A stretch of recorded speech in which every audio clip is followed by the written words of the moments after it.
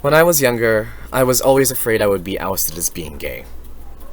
I remember my sexuality being a very well-kept secret that I would only share with my most trusted friends. And one day, I told the wrong friend, and we got into an argument. He ousted me to some of the more prevalent bullies in my school at the time, and I was shaken to my core.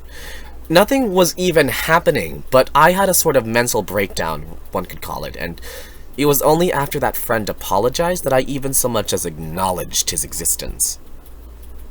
Now, this problem is incredibly small in comparison to the types of things that other people of the LGBTQ+ community have to deal with even on a regular daily basis.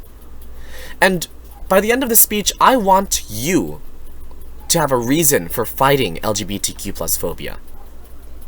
And in order to do so, I'm going to have to talk about the problem that LGBTQ+ phobia poses, and why it became so rampant and so angry, and how we can fix it.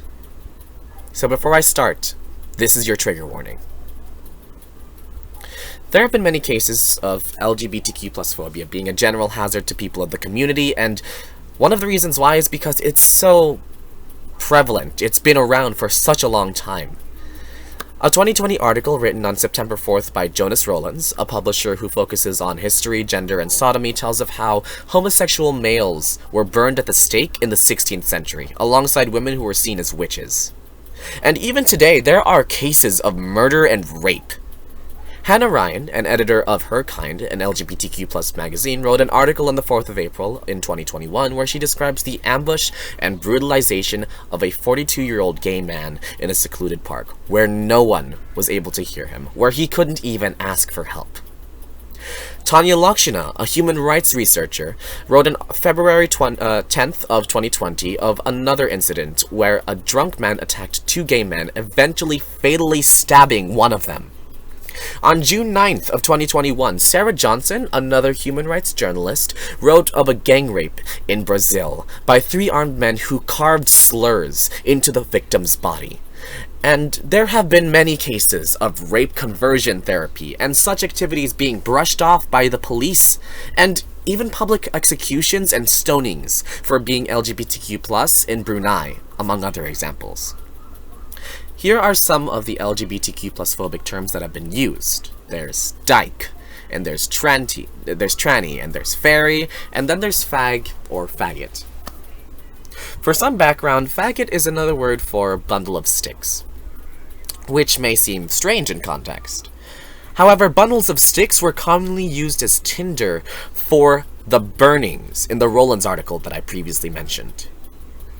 So now that we see how much of a problem LGBTQ+ phobia is, let's talk about where it came from.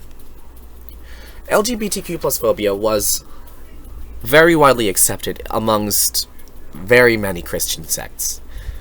Robert K. Noose, a professor of humanities who teaches about the Old Testament, published a scientific journal in 2015 where he cites several passages that are seen to be LGBTQ+ phobic, regardless of what translation they were in. Some famous examples are Leviticus 18:22, do not have sex with a man as you would with a woman, it is detestable, and Leviticus 20:13, if a man lies with a male as he does with a woman, both of them have committed an abomination. And that phrase has been etched into my mind. And those burnings in the previous article, they were fueled by churches and were even first enacted by the Pope of that time. Now, religion isn't the only reason. There's also the persecution of LGBTQ+ people in Nazi Germany. Ren Sanders, an avid LGBTQ+ journalist, wrote on January 27th of 2020 of LGBTQ+ persecution by the Nazis because they didn't fit the image that Hitler had posed. It was said that there were actually quite a few people of the community in Nazism and in Hitler's regime, but that they were also persecuted and forced into manual labor, and that they were used as target practice, and that they were even castrated. And then there's the evolutionary standpoint. Tony Silva, author of Still Straight, a novel on sexual flexibility, wrote in a scientific journal in 2019 about how the LGBTQ+ can be seen as less deserving of marriage and love because they can't create children, they can't procreate. and that messes with evolution. So now that we have an example of where it comes from and an idea of where it comes from, we can have an idea of how to stop it. So let's learn how to deal with this phobia, and some of this is mainly for people who find themselves having this phobia and want to change themselves for the better.